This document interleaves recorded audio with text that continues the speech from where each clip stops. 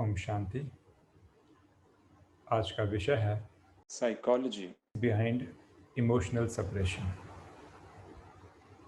जो भावनाओं का दमन हम करते हैं उसके पीछे विज्ञान या मनोविज्ञान क्या है, उसके विषय में हम जानेंगे। तो एक सीरीज़ है जिसमें एक एक करके सारी बातों को गहराई से समझेंगे। इस योग मार्ग में देखा जाए तो सबसे जो बड़ा विघ्न है वह सप्रेशन ही है। सप्रेशन लेकर हम इस योग मार्ग के रास्ते को तय नहीं कर सकते हैं। जिस प्रकार किसी व्यक्ति के पैर में अगर कांटा चुभ जाए तो लंबी यात्रा तय नहीं कर सकता है, क्योंकि कांटा उसे बार बार परेशान करेगा। ठीक उसी प्रकार अगर कोई भी इमोशनल या भावनाएं, चाहे घृणा की हो चाहे नफरत की हो, अगर उन भावनाओं रूपी कांटे को अगर आत्मा में हम चुभा कर रखेंगे तो हम इस योग मार्ग में अच्छी अनुभूतियां नहीं कर सकते। इसीलिए ये बहुत ही महत्वपूर्ण विषय है।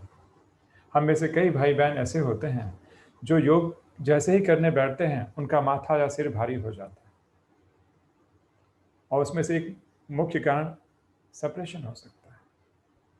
या कई जो बैठते हैं माथा तो भारी होता है लेकिन आंखों से रोना भी आता है।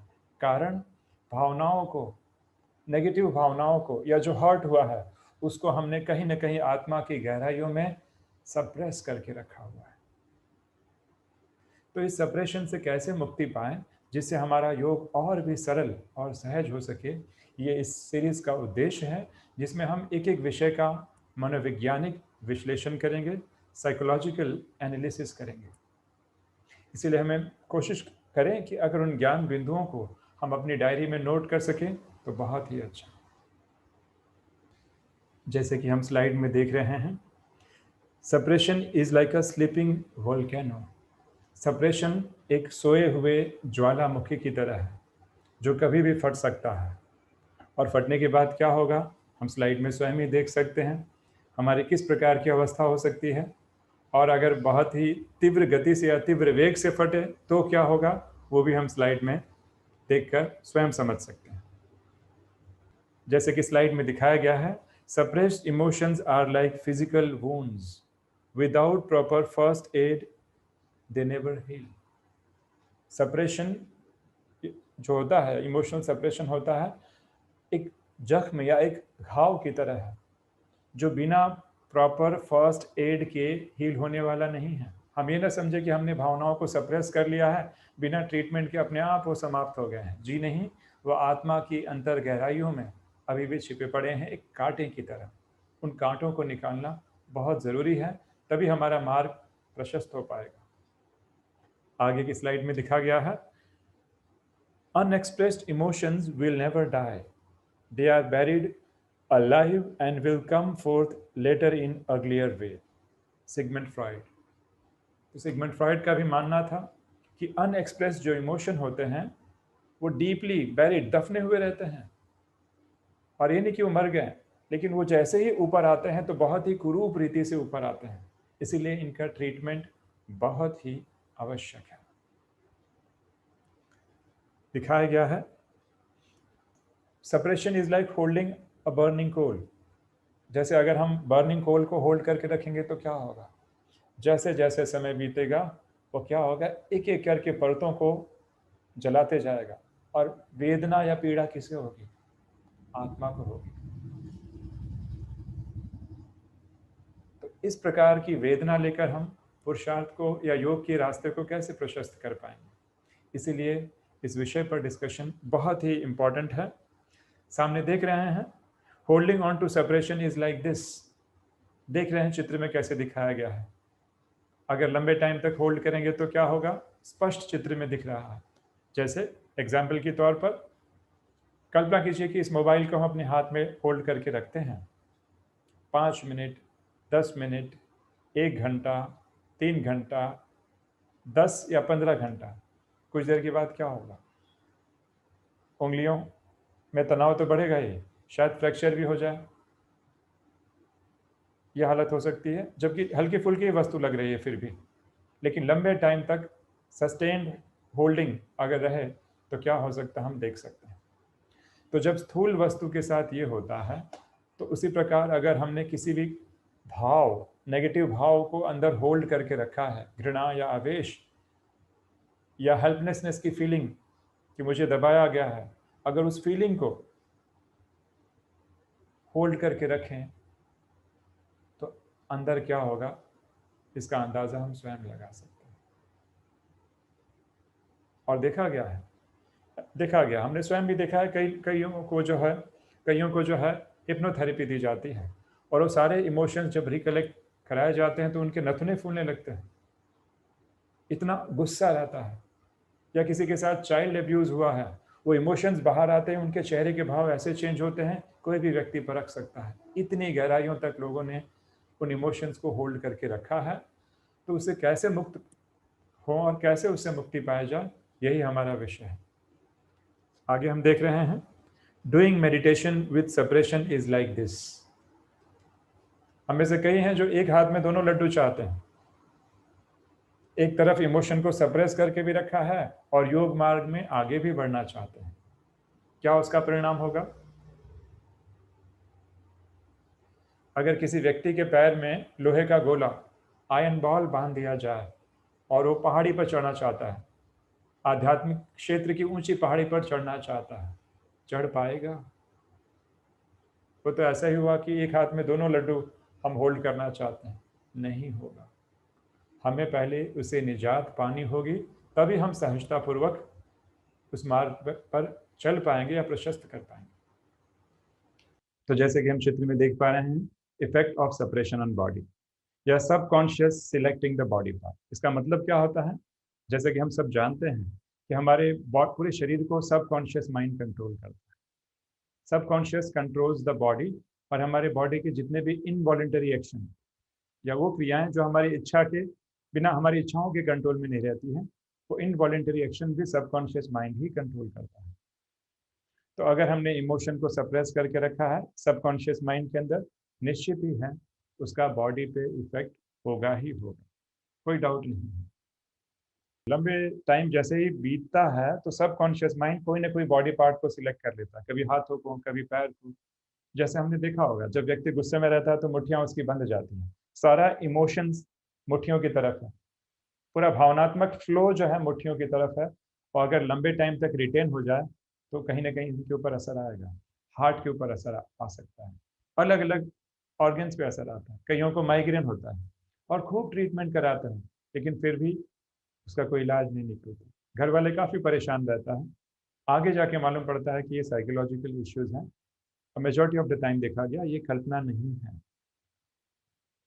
नॉर्मली हम सब जानते हैं कि हल्का सा स्ट्रेस होता है, एंडोक्राइन सिस्टम पे इफेक्ट होता है, स्ट्रेस का बॉडी पे इफेक्ट सबको मालूम है। मैं उन इमोशंस की बात कर रहा हूँ, उन नेगेटिव इमोशंस को जो हमने अंदर सप्रेस किया और बॉडी पार्ट, किसी न किसी बॉडी पार्ट पे उसका इफेक्ट चालू हो गया बीमारी के फॉर्म में। तो बीमारी स्थूल कारणों से नहीं है, लेकिन सप्रेस्ड इमोशंस हैं, और लोग खूब ट्रीटमेंट कराते हैं। हमने केसेस देखे हैं और रिजॉल्व नहीं हो पाते। तो जैसे कि चित्र में आप देख रहे हैं, चित्र में दिखाया गया है कि सबसे पहले क्या होता है, मेंटल लेवल पे कोई ना कोई एक्टिविटी घटित होती है, मेंटल इमोशंस का इफेक्ट फिजिकल पे होना चालू होता है। पहले first mental level and then physical level. तो ये बहुत ही गहरा कनेक्शन है, subconscious selecting the body part अगर हमने सेपरेशन किया तो। और ये प्राय देखा गया है कई बार कि लोग योग करने बैठते हैं और सिर भारी होने लगता है, आंखों से आंसू। ऐसे सिर भारी नहीं था, केवल थोड़ी देर फोकस करना चालू किया, सिर भारी। प्रोवाइडेड उन्हें कोई फिजिकल डिसऑर्डर ना हो, कोई बीमारी ना हो, फिर भी सिर भारी हो रहा है। Majority of the time chances वही है, हमने इमोशंस को सप्रेस करके रखा है। अगर ऐसे लक्षण हैं तो इसे हम अवश्य चेक करें। आगे हम देख रहे हैं स्लाइड में कि कभी भी हमारे पास कोई सिचुएशन आती है या स्ट्रेस आता है तो व्यक्ति का एक स्वभाव है कि तीन टाइप की चीज़ें होती हैं। या तो हम फाइट करते हैं, या तो फ्लाइट अर्थात भाग जाते हैं, या तो फ्रीज अर्थात प्लेइंग डेड, ऐसे एक्ट करते हैं कि जैसे कि मुर्दे की तरह, हेल्पलेसनेस की फीलिंग आती है। तो ये तीन अवस्थाएं होती हैं जो बेसिक इंस्टिंक्ट पाई गई है मनोविज्ञान के आधार पर, फाइट, फ्लाइट और फ्रीज स्टेट। हमारे लिए इम्पोर्टेंट यहाँ पर है फ्रीज वाली अवस्था, जिसे हम कहेंगे प्लेइंग डेड। जैसे हमने बचपन में कहानी सुनी होगी भालू की। एक भालू रहता है और दो मित्र रहते हैं। अचानक में भालू आता है और दोनों में से एक मित्र जो है वो फाइट नहीं कर पाता है, फ्लाइट अर्थात भाग जाता है और पेड़ पर बैठ जाता है। और बेचारा दूसरा मित्र ओवरवेट रहता है, हेल्दी रहता है, तो वो सोचता है कि अब भाग भी नहीं पाऊंगा, फ्लाइट भी नहीं ले पाऊंगा, फाइट भी नहीं कर पाऊंगा, तो फ्रीज अर्थात प्लेइंग डेड ऐसे एक्ट कर रहा है जैसे कि वो मुर्दा हो चुका है, क्योंकि उसके पास कोई ऑप्शन नहीं था। तो इस प्रकार ये तीन अवस्थाएं जो होती हैं, तो तीनों में से जो फ्रीज वाली अवस्था है उसका सप्रेशन के साथ बहुत ही गहरा संबंध है, जो हम आगे समझेंगे। अब इसके पश्चात जैसे कि हम स्लाइड में देख पा रहे हैं कि ऑफिस का एग्जाम्पल दिया गया है। मान लीजिए ऑफिस का कोई कलीग है, हम पे जो है सिक्योरिटी लीक करने का आरोप लगा रहा है। तो हमारे पास तीन ऑप्शन हैं, या तो हम फाइट कर सकते हैं, या तो फ्लाइट, या तो फ्रीज। फाइट में हम क्या करेंगे, उसे बैक आंसर देंगे। फ्लाइट में क्या करेंगे, वो कमरा छोड़कर चले जाएंगे। और प्लेइंग डेड या फ्रीज में क्या करते हैं, हम चुप हो जाते हैं और कोशिश करते हैं कि वो चला जाए और मेरे सामने ज़्यादा ना बोले, क्योंकि हमें एक भय रहता है कि अगर नौकरी चली गई तो क्या होगा, बाल बच्चों को कैसे संभालूंगा, या जो मेरी ईएमआई चालू है वो मैं कैसे पे करूंगा, ये सेटिंग बिगड़ जाएगी। इसीलिए उस अवस्था में जैसे कि हम फ्री स्टेट में हैं। तो ये तीन अवस्थाएं हैं। दूसरा एग्जाम्पल जो दिखाया गया है वो है सास बहू का एग्जाम्पल है, जिसमें देख रहे हैं कि नई नई बहू आई है और कुछ मिस्टेक हो जाती है और सास जो है ननद के सामने, सबके सामने उसे डांट रही है। डांट मना मतलब ऊंची आवाज़ में थोड़ी बोल रही है। तो बहू कौन सी अवस्था में रहेगी, फाइट, फ्लाइट या फ्रीज? क्या कहेंगे? अभी नई नई आई है इसीलिए फाइट तो करेगी नहीं, बैक आंसर नहीं देगी। फ्लाइट नहीं कर सकती अर्थात कमरा छोड़कर नहीं जा सकती, क्योंकि और भी अपमान होगा सासू माँ के सामने। सासू माँ को लगेगा कि अरे ये क्या हुआ, ये तो और भी एकदम जो है, इसे मर्यादा और आचरण का ज़रा भी ज्ञान नहीं है, मेरी इज्जत की नहीं पड़ी है, ऐसा हो सकता है। तो वो हम नहीं करेंगे अक्सर। तीसरा जो ऑप्शन होता है फ्रीज, अर्थात चुप रह गए हैं और चुप रहते अंदर अंदर हेल्पलेस महसूस कर रहे हैं, ये सहनशीलता नहीं है, हेल्पलेस महसूस कर रहे हैं, अर्थात प्लेइंग डेड या फ्रीज वाली अवस्था में। तो इस प्रकार ये तीन अवस्थाएं होती हैं। अभी जैसे कि स्लाइड में देख रहे हैं, बहुत से कम लोग होते हैं जो समझ पाते हैं कि सप्रेशन और सहने में क्या अंतर है। ये इस दुनिया का सबसे बड़ा भ्रम है। लोग समझते हैं कि हम सह रहे हैं, बट वास्तव में वो सहना नहीं होता है, सप्रेस करना होता है 90% ऑफ द टाइम। इसका मतलब ये नहीं कि सभी लोग नहीं सहते, हमें से बहुत से लोग सहते भी हैं, लेकिन कुछ लोग ऐसे होते हैं कि जो सप्रेस किए रहते हैं। तो कैसे पहचाना जाए उसके बारे में हम आगे और डिटेल जानेंगे, लेकिन पहले हम जीवन चक्र समझते हैं कि सप्रेशन कौन कौन से स्टेजेस से गुजरता है, कैसे उसकी शुरुआत होती है, स्टेज 1, स्टेज 2 और स्टेज 3। तो पहले शुरू करते हैं इसी एग्जाम्पल को लेते हुए, स्टेज 1। तो स्टेज 1 में हम देख पा रहे हैं कि हमारे सामने सिचुएशन है या इवेंट है, घटना घटित हो रही है। सासू माँ जोर से बोल रही हैं, थोड़ा ऐसे नहीं कि ज़्यादा बोला, जोर से बोल रही हैं कि नमक क्यों डाला कम, और भी लोग घर के सदस्य जो हैं मौजूद हैं किचन में। तो सबसे जो पहला स्टेज जो दिखाया गया है उसमें है यह है कि एक्सपेक्टेशन। 3 पॉइंट्स यहाँ पे याद रखनी है, एक्सपेक्टेशंस, इमोशन और हेल्पलेसनेस, ये 3 मेजर पॉइंट्स हैं।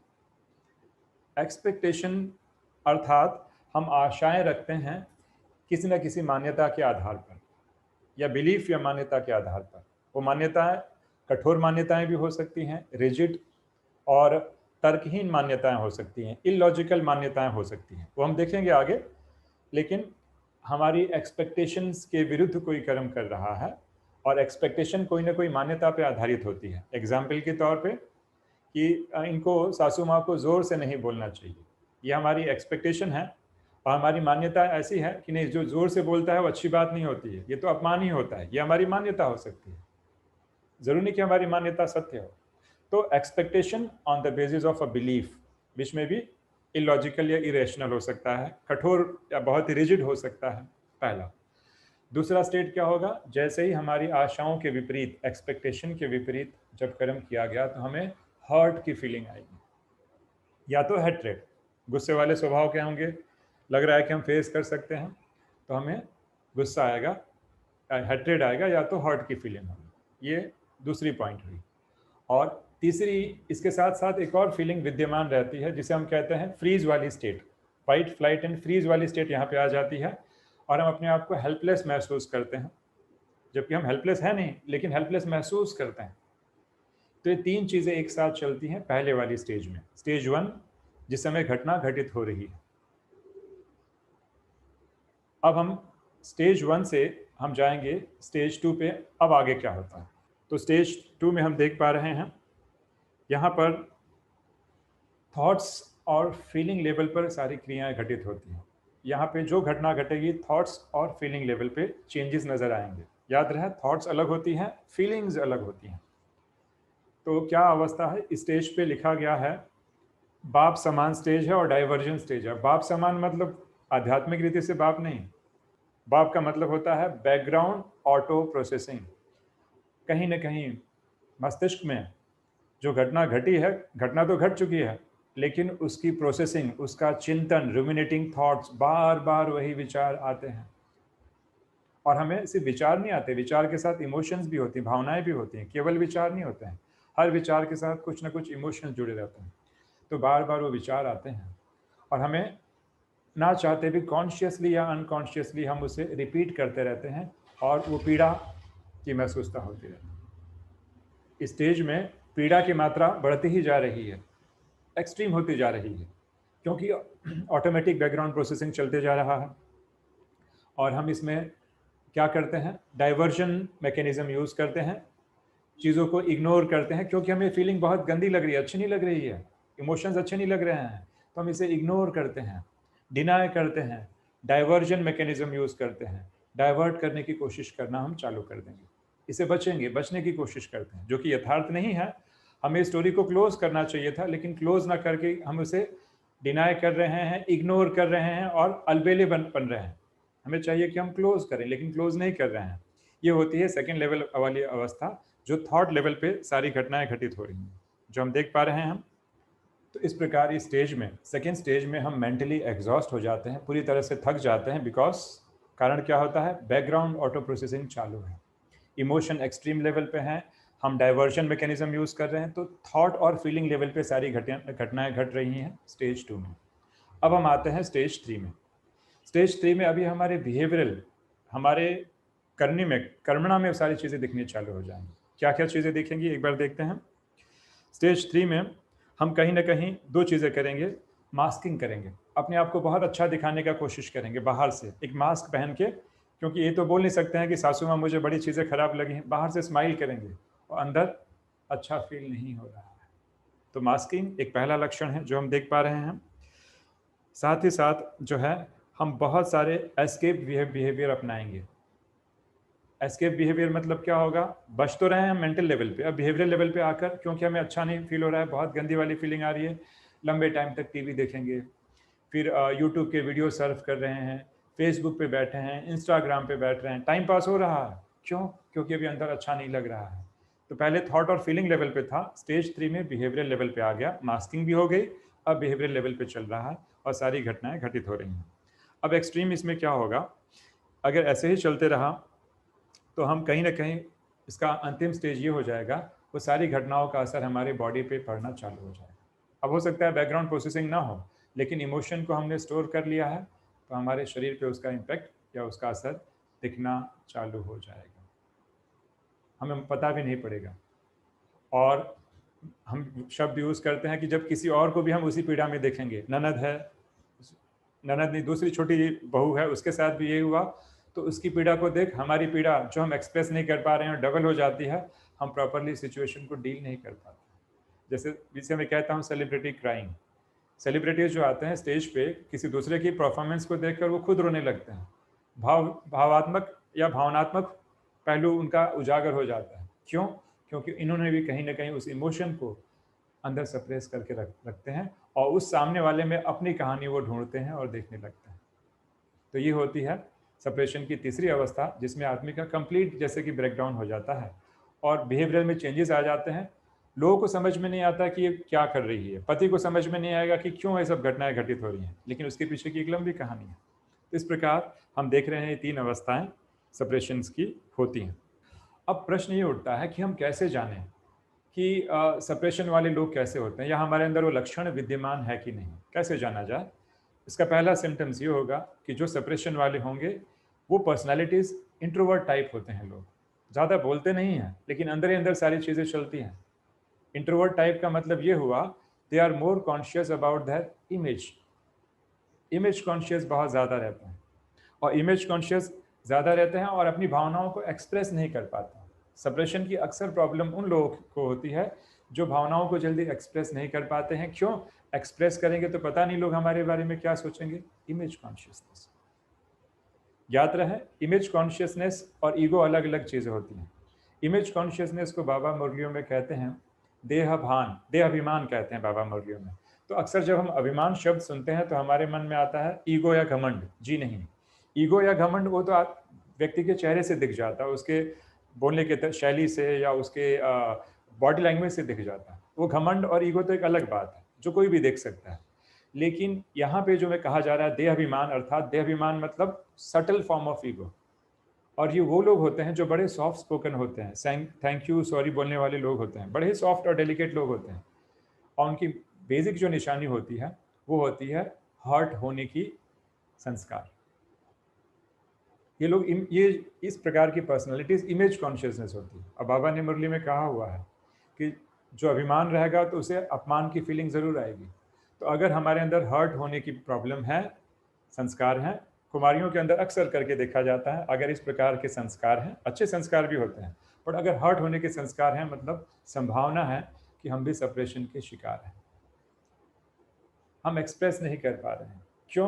क्योंकि हमारी इमेज का क्या होगा, हमने जो एक मेंटल इमेज बना के रखी है उसका क्या होगा। तो ये बातें पाई जाएंगी।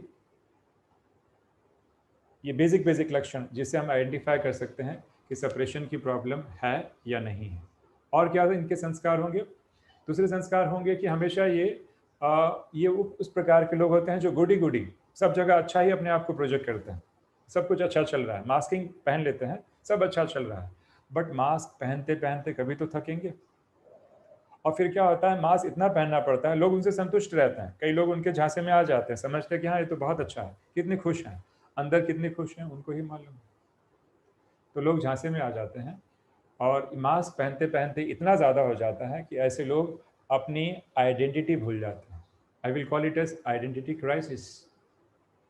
अपनी हम आइडेंटिटी भूल जाते हैं अच्छा लगने के चक्कर में। तो इस प्रकार ये बहुत ही डेलिकेट टाइप की, बस अगर वो डेलिकेट, बाबा कहते हैं ज़्यादा नाजुकपना है, तो ऐसे पूर्ण संभावना है कि ऐसे लोग सप्रेस करेंगे, इनमें सप्रेशन के लक्षण पाए जाते हैं। और एक और महत्वपूर्ण बात ऐड करना चाहेंगे, क्योंकि इमेज कॉन्शियस हैं, इसीलिए हमेशा इन्हें रहता है कि कोई हमें जज ना कर ले, कोई हमें जज ना कर ले। जज करने से कोई क्या कर लेगा, लेकिन हमेशा हम घबराए रहते हैं कोई हमें जज ना कर ले। तो अगर ये जज कोई हमें कर रहे हैं, इससे हम घबराए हुए हैं, इसका मतलब ये होता है we are image conscious. Because we are image conscious we will not be able to express our feeling, हम अपनी फीलिंग को एक्सप्रेस नहीं कर पाएंगे और हमें सप्रेशन की इश्यूज़ हैं। ये कुछ लक्षण होते हैं जिससे हम जान सकते हैं सप्रेशन हमारे अंदर है कि नहीं। आगे बढ़ते हैं। सप्रेशन के और क्या क्या चीज़ें लक्षण दिखाई देते हैं बिहेवियर में। तो एक तो जिसका भी इरिटेटिंग बिहेवियर है, बात बात में व्यक्ति इरिटेट हो रहा है। क्यों इरिटेट हो रहा है? क्योंकि अंदर भावनाएं बहुत सारी पड़ी हैं। तो अगर इरिटेटिव बिहेवियर है, अर्थात समझ जाना चाहिए सप्रेशन के शिकार है। क्रोध एक बड़ी बात होती है, लेकिन छोटी छोटी बातों में इरिटेट होना या फ्रस्ट्रेट होना, मतलब कह सकते हैं लो फ्रस्ट्रेशन टॉलरेंस, फ्रस्ट्रेशन को बर्दाश्त नहीं कर सकते, इतनी सहन शक्ति नहीं है, ऐसे जान सकते हैं। दूसरा जो दिखाया गया है कि जैसे बताया गया था, जैसे सास और बहू वाले एग्जाम्पल में हमने देखा था कि ऑलरेडी हमने ये पॉइंट्स देख लिए हैं कि डाइवर्जन मैकेनिज्म यूज़ करते हैं लंबे टाइम तक टीवी देखना। टीवी के एपिसोड्स में भी अंदर खालीपन है ना, तो उस एपिसोड्स में उस देख देख कर अपने आप को एंटरटेन करने की कोशिश करेंगे। या तो ओवर ईटिंग, कई बार लोग सप्रेशन में होते हैं या टेंशन में भी, स्ट्रेस में भी होते हैं, तो बिना मतलब के भी वो मुंह चलते रहता है, क्योंकि आत्मा आनंद स्वरूप है, अंदर आनंद मिल नहीं रहा है, अच्छा नहीं लग रहा है, तो क्षणिक आनंद बाहरी वस्तुओं के उपभोग से प्राप्त किया जा रहा है।